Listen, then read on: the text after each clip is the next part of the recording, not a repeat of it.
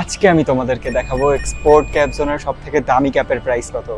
প্রথমেই শুরু করলাম সব থেকে কম দামি ক্যাপ থেকে, যেটার প্রাইস ছিল মাত্র 1050 টাকা। এরপর এক্সপ্লোর করতে শুরু করলাম আমার জীবনে দেখা সব থেকে অদ্ভুত অদ্ভুত সব ক্যাপ। এইটা হচ্ছে একটা মাউস বাইট ক্যাপ, সেই জায়গায় তোমরা দেখতে পাইতেছো সেই জায়গায় ইঁদুর কামড়াইছে এই টাইপের একটা ডিজাইন করা।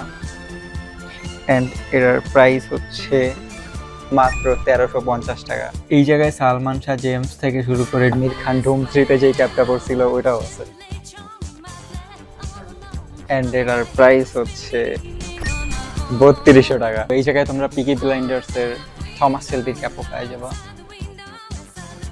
অ্যান্ড এটার প্রাইস হচ্ছে 2100 টাকা।